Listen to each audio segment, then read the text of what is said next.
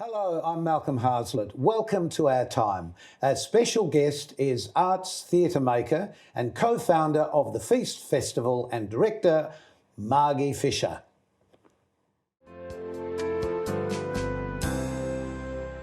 I'm absolutely delighted to welcome to Our Time MargieFischer, who actually was the co-founder of the Feast Festival here in South Australia.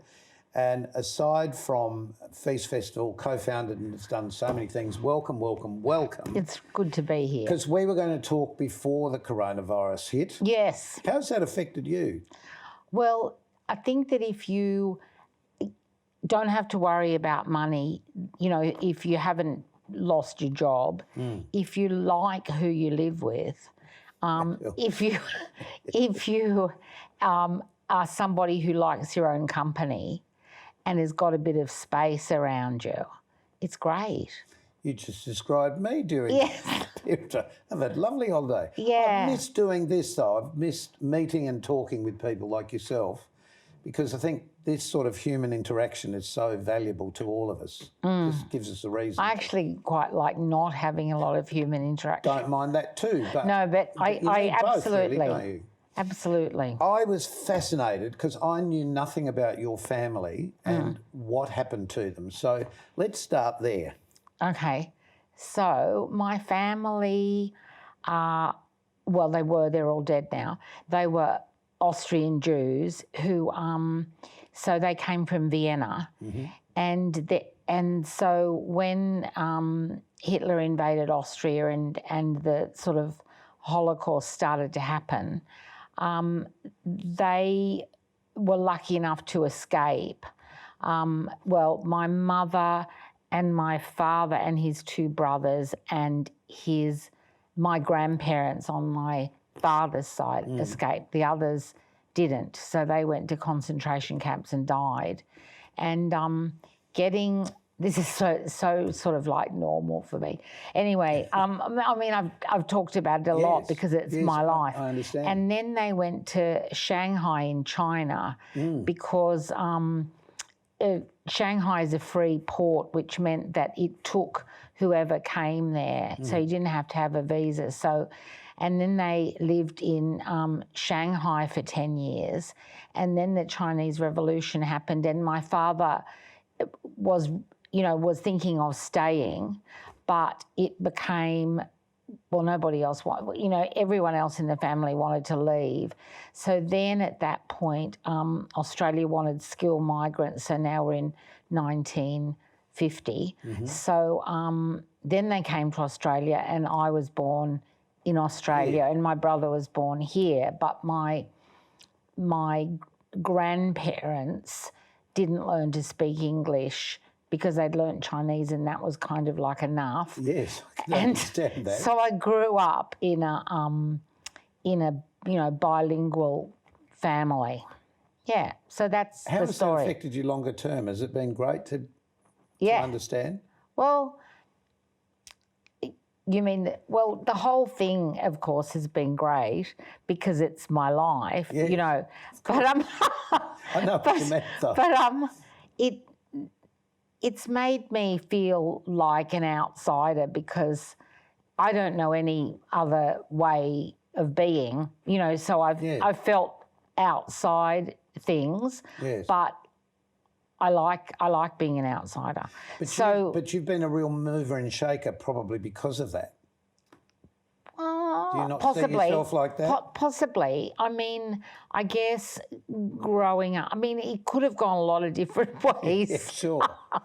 But I think that with being the child of refugees and also and being Jewish and the Holocaust, like it did make me sort of defiant.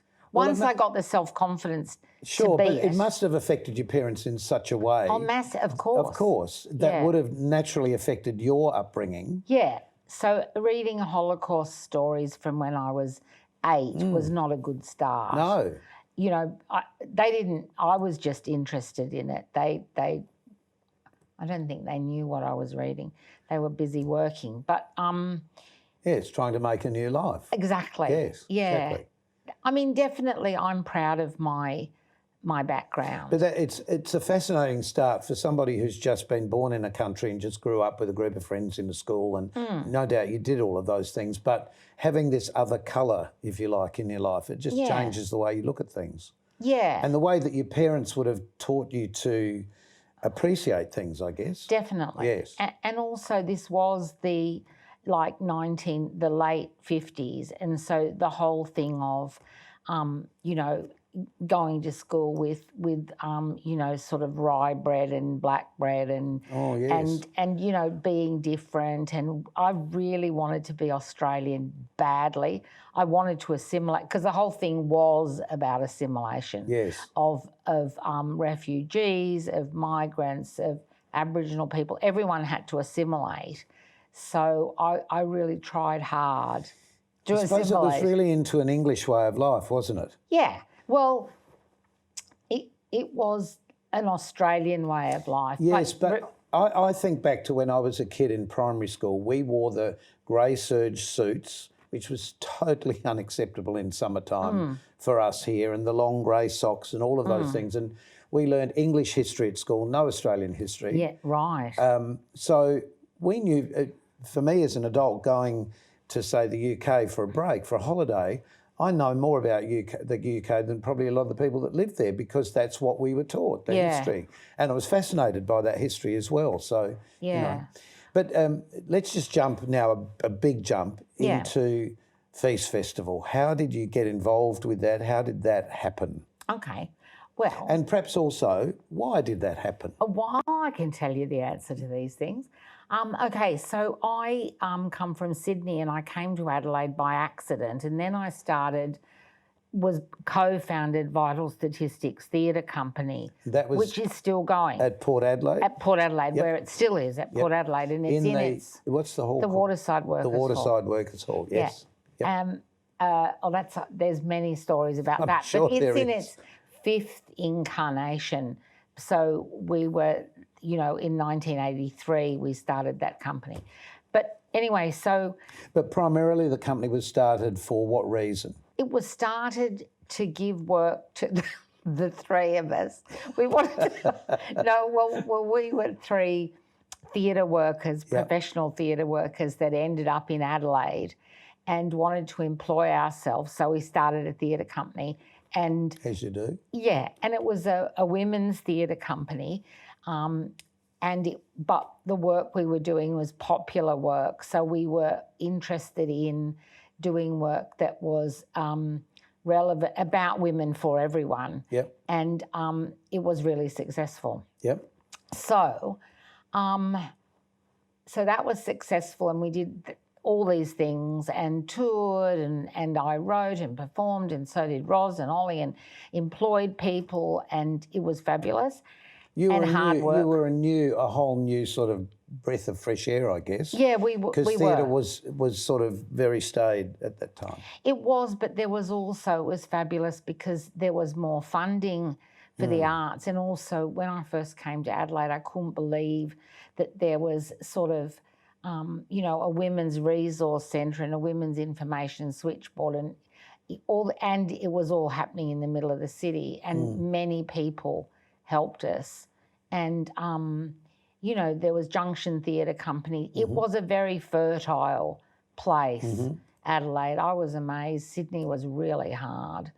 Really? So, oh yeah. Well, see, I came up through that period of time, and there was a lot more opportunity then for a young performer like me too. Yeah. There was stuff everywhere. It was run from one place to the next. Yeah. It in was television too, time. for that matter. But yes. But this isn't about me. It's about you. So there was that, and then at the end of my time at Vital Statistics, which was a long time because I stay at things for a long time. I got some money from the Australia Council called the Ros Bauer Award, and it means you get money for a year, and you don't have to produce anything, and you don't have to write a report.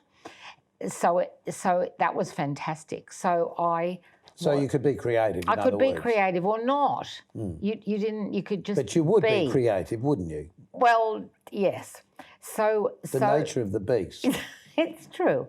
So then I was thinking, why isn't there? And also, of course, I was always a lesbian. So Ollie and Roz and I were lesbians, and we, in Vitals, we were interested in doing work that was popular, but that had non-heterosexual people in it. Well, it's opening up the world to everybody. Yeah, and that was, in everything we did. Yeah. And people really liked it too. So then I was thinking, why isn't there a queer festival in Adelaide? So at that point, it wasn't called queer, it was lesbian and gay, and then it's lesbian, gay, bisexual, transgender, intersex, and queer, and just queer is a coverall for me, for lots of people. From my generation, probably yours, that was an insult. An insult, yeah. I still have an issue if you have to use that term, and I keep thinking it's got to be another term for that, and just hold that thought, and we'll be back to find out what that might be in a minute.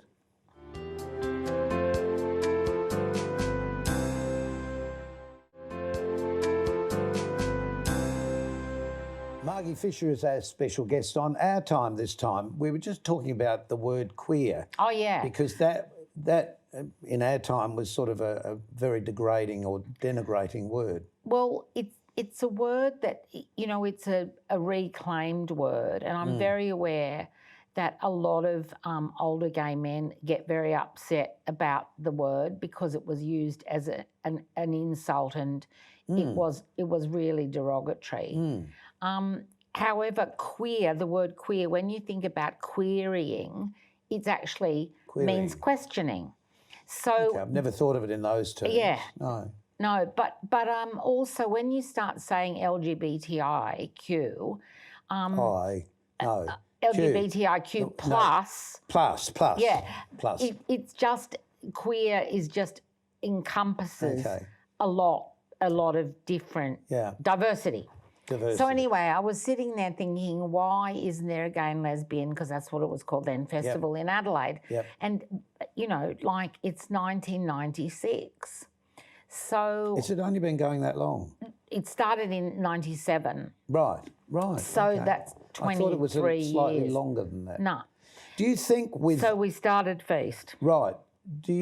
And is that because you're not the director anymore? No.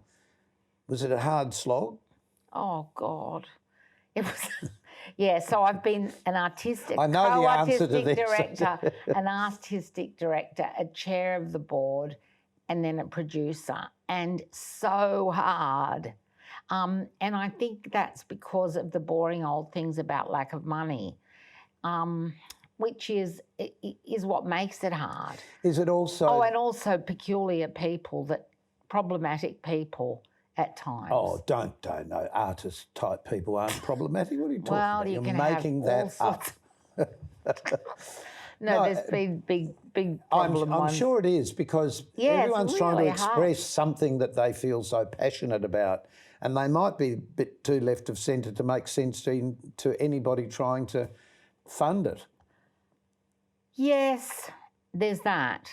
Yeah, I mean, there's the sort of dwindling of arts funding, but also it's harder to get money for something that's queer, basically. Is it also the support of the industry, not the industry, the support of if you like, the queer people themselves? Is it? Do you think they're not supporting the way that they perhaps could be? Oh no, they're supporting. Oh, absolutely. Okay. I mean, so how important then was box office to you? I mean, funding to get it happening, but then box office to pay for. Well, there's box office, but also there's money out of alcohol. The bars. So there's the bars, Yep. and when you have big events, there's the bars. Yep. There's also sponsorship. There's also fundraising. So you make as much money out of as many different things as you can. So but then you've got to fund next year as well, sort of. Yeah, you've got to keep it rolling. You start again at the beginning, but how Feast has evolved, and the only way it can survive, well, the model that it's had many models, but for the last, it's always had registered events, so people register to be part of the festival, and they take the risk, and Feast supports them with publicity and wisdom and context. But so the risk for Feast is when they produce events and they lose money on them. So it's become less. Feast has produced less or done things cheaper in terms of so I'm producing the literary part of Feast this year. This is what you're doing now. Yeah, yes. and I mean that doesn't have a big budget because you don't have to pay a lot. Well, you do if you had a like a writer's week. Yes. But this is on a different level. So now Feast's risk are the opening night party and picnic. So if it rains on opening night, outdoor events, picnic, yes, or less people come, so the risk is less now because Feast produces less risky things. Do you think though, with marriage equality occurring and people just being better educated towards the differences between everybody, has that lessened the effect, you think, of Feast, or has that heightened the effect? Well, I mean, that's very interesting because I think it was 64% voted for marriage equality. Well, that means a hell of a lot of people didn't. Like 40-something, When I heard the figures, I actually was quite shocked. Why? Because I thought it would have been more people. Oh, okay. Yeah. So, but also, do you think that's meaningless. I mean, it's important, but you see, marriage is a pretty straight thing to do to me. So it's great to have equality in marriage, but in terms of what it's like for transgender people, what it's like for Aboriginal and Torres Strait Islander queer people, I started a queer youth drop-in, so that's happening now, and that's funded by Gay Bingo, so I don't have to rely on the government all the time. Oh, okay. But I mean, there's kids that gets sort of 20 to 40 kids every 2 weeks, and they're that homeless, are young teenagers. Mostly 15 to 25, homeless, domestic violence, misunderstood, mental health issues, poverty. It is not, we're all fabulous now because we've got marriage equality. No, of course not. No. So I'm glad you brought that subject up with kids, because if you were queer and you think, no, my parents are saying this or my friends are doing that, it is truly, where do you go? It was Second Story, wasn't it? Well, that's when I started the drop-in, because Second Story got their queer drop-ins got defunded, and so then I was part of trying to get the government to reinstate them, but it became obvious they weren't going to. So, and this was a Labor government, and then I thought, well, I've got to start a drop-in now. Find another way, yes. Because it's terrifying if people can't find their tribe, so to speak, too. But this is anybody. This is football players. This is everybody. Absolutely. And also, it's not just about queer people being, we're oppressed and everything, but queer people have a culture. There's culture we're talking about, and arts. So. But so much springs from that. So much creative art springs from that, yes. Yeah, and I mean, there's always been, of course, queer people in the arts, there's queer people everywhere. But when you have a chance to express your queerness, just that, or you're just a queer person who wants to write a symphony about rain or whatever it is, that's legitimate. And you can have the straight people, you don't want just queer people to go and see it anyway. No, of course not. So, it's for people. Yeah, except straight people still don't think, a bit hesitant about coming to Feast. I don't know why. Well, if they go to see anything, anywhere that's creative in any way, there are bound to be people of every type of life involved in it. So you're seeing it whether you realise it or not. Yeah. Okay. So when did you realise that you were not that mainstream? You mean when I was a lesbian? Yeah. When did you realise it? Well, I hate titles. I hate giving people titles. To me, people lesbian. are just people. I just have to ask. I've got to know these things about people. my job. It's been my job. I have to ask of course, people, I understand that. are you bisexual? Great. You know, like, well, when I was growing up, there was no question, like you were just, you know, heterosexual. You had to fit in. So I didn't think I had a choice. Right. So if someone would have said, you know, you can be same-sex attracted, you can be opposite sex attracted, I probably would have gone, oh, well, you know, like I like girls. But I didn't. So then I had relationships. I like girls too. Yeah, but you're heterosexual. Well, who knows what you are? Well, that's what I am. Yeah. So I didn't sort of become a practicing lesbian until I was 32. And then you got it right after all that practice. Well, but then I looked back and thought I actually had lesbian relationships. But, you know, they're not just, well, they are defined by actually sex. Yes. But I was having passionate friendships with several women that I was working with, performing with, and all the rest of it. Again, that's that finding your tribe thing, isn't it? Yeah. Because I deal a lot with children, and you hear parents saying, oh, I don't know, they do this around the house, they jump or they dance all the time, they sing, blah, blah, blah, blah, blah. And then you see those kids meeting kids that do the same as them, and suddenly their world opens up. Yeah. So I can sort of understand. Yeah. So with Feast, so how did you form the festival? How did you decide? Okay, I went, let's have a festival. Okay, so because I've been used to starting things all my life, because I was in a circus before then, that I was part of we never got to that. No. Anyway, so I found 3 other professional theatre workers in Adelaide that I knew, Luke Cutler, Damien Carey and Helen Bock, and I just said, you know, want to start a festival? And because I knew how to get money, and the timing was absolutely perfect, because everyone in Adelaide, you know, I was going, why isn't there one? And they were going, oh. And I found out why as well. And why was that? Well, because homosexuality was legalised.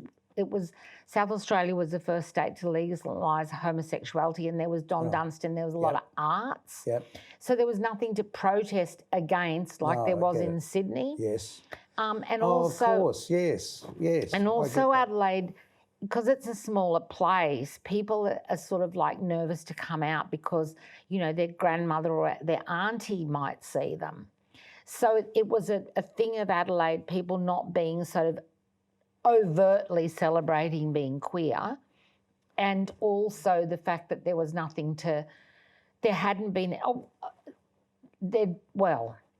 someone had to die. I mean, Duncan had to die before homosexuality was decriminalised, but it had been. So South Australia had become a more open place at that point. So that's the reason. Right. We'll be back to talk. There probably are more reasons. Well, I'm sure. We'll be back to talk with Maggie in just a moment.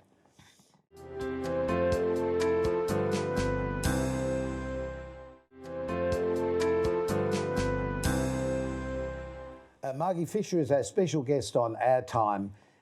Margie, you more or less finishing up. Well, you finished up with being the director, but now you're still working on something for the festival. I'm only doing the literary program because that's my favourite thing, and they're paying me for it. Very little, but they are, and that's all. So I'm no longer responsible. It's important to have a passion, though. Yeah. Well, I've got millions of them. I have to stop myself. You know, I have to go, no, that's a great idea, but not now. So, yeah. It gets harder as we get older. But what's involved in this? What are you setting up? For the literary program? I'm just inventing good events with writers. Like, I hope I can do Queers Underground again, which is young people reading their work in the tunnels at the Treasury 1860. Oh, really? Oh, fantastic. Yeah, so I've done that. What a great idea. There's a writing competition, and then there's... I'm just talking to Hares and Hyenas in Melbourne about getting 12 writers to read for 6 minutes, like just marvellous, you know, writers and performers. You're going to have to come back maybe with some of them, and we can do some more. Absolutely. We can talk some more. It's been absolutely lovely spending this time with you. Thank you so much. It's a pleasure for me. I hope you've enjoyed meeting Margie. I've been waiting for this interview for nearly 6 months because of what's been happening in the world. And was it what you wanted it to be? It was perfect. It was perfect. So until we see you next time, keep yourselves nice till then, and thanks for joining me on Our Time.